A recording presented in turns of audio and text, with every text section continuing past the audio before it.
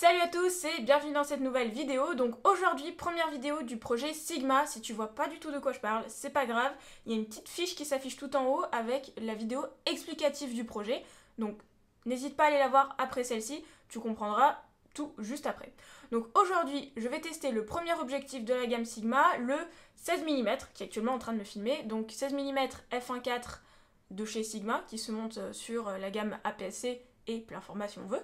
Et du coup, pour ça, je me suis dit qu'au lieu de faire une vidéo à la maison où je t'explique un petit peu toutes les caractéristiques de l'objectif et que je te montre juste quelques exemples, j'ai pensé que c'était plus intéressant de t'emmener avec moi dans une séance POV en street photographie à Nantes, donc quelque chose de vraiment nouveau sur la chaîne. J'ai jamais fait vraiment de séance POV, donc ce sera une petite nouveauté. Ce sera peut-être pas la meilleure séance POV de la chaîne, mais j'espère que ça te plaira.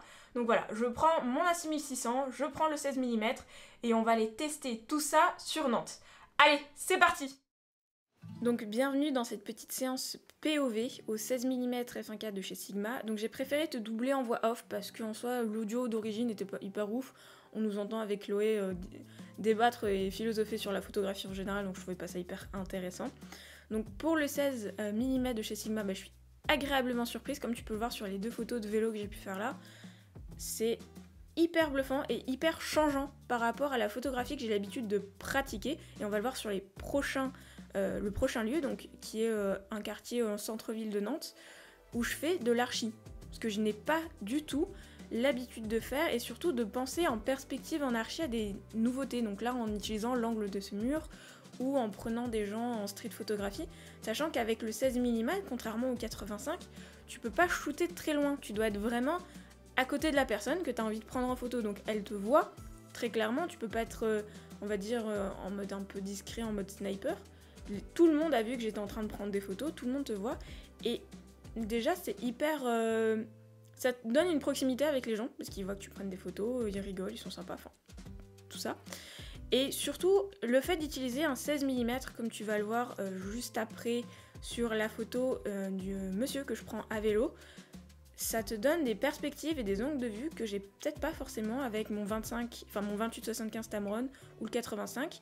Et là, comme tu peux le voir, je suis en train de shooter au passage Pommeré à Nantes, qui est un superbe endroit pour faire de l'architecture, ce que je n'ai pas du tout l'habitude de faire.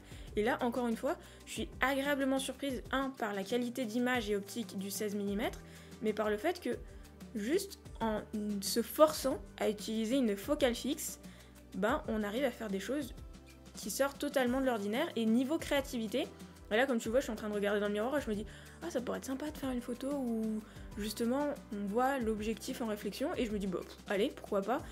Il y a des photos qui en sont géniales, il y a des photos qui sont merdiques dans le shooting, je préfère le dire. Je t'ai mis les photos que j'espère que tu trouveras comme moi un peu cool, mais voilà, c'est aussi ça le challenge, c'était que je prenne une focale fixe dans un domaine que je ne maîtrise pas forcément, donc le grand angle, et que j'aille juste m'amuser dans le centre de Nantes, et que je t'emmène avec moi pour que tu vois que on peut faire tout avec n'importe quoi. On peut faire des super photos avec la 6600 que j'ai mettais un peu de côté parce que j'avais pas vraiment de bonnes optiques avec lesquelles je pouvais jouer vraiment et que j'utilisais pas trop en photographie. Et là, juste le fait de prendre un objectif de qualité comme le 16 mm 1.4 de chez Sigma, dont je te ferai mon retour détaillé dans une vidéo à part avec le 30 et le 56, ça m'a permis de faire, voilà, comme cette photo là, des perspectives, des angles de vue hyper différents, et on en discutait avec du coup Chloé que tu vois actuellement à la vidéo.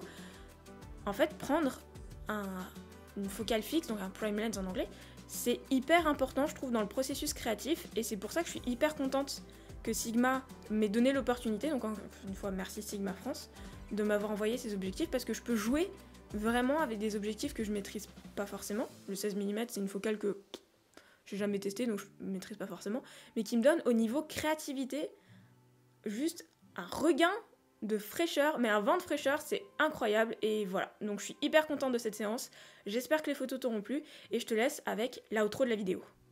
Voilà, c'est la fin de cette vidéo, j'espère que la petite séance POV et les photos qui vont avec t'auront vraiment plu. Le 16 mm c'était une focale que j'avais jamais vraiment pris en main, parce qu'en soi, c'est 16 mm équivalent 24, mais ça reste du grand angle, puisque je n'ai pas du tout dans mon arsenal d'objectifs. Entre ce qui se rapproche, on va dire, c'est le 28 au Tamron, donc 28-75 mais utilisé en 28. Mais en soi c'est vraiment une nouvelle perspective et j'ai adoré shooter avec ce 16 mm. Je t'en dirai un peu plus dans la vidéo vraiment où je te donne tout mon avis sur le 16, le 30 et le 56. Mais pour te donner un avant-goût, je suis vraiment pas déçue. Il est topissime, la qualité optique est présente, la qualité d'image est juste bluffante. Et peut-être je craquerai ma tirelire. Voilà, je t'en dis pas plus. Je te dirai vraiment tout dans la vidéo qui donne mon retour sur ces 3 objectifs. En attendant, si tu as aimé toutes les photos, je t'invite à venir me suivre sur Instagram. C'est là que je poste tout, que je mets des petites vidéos très courtes, des shootings que je fais, que je présente un petit peu les prochaines vidéos qui vont arriver sur la chaîne, où j'échange tout simplement avec toi, avec toute la communauté photo. Donc voilà, le lien est en description et sur ce, moi je te dis...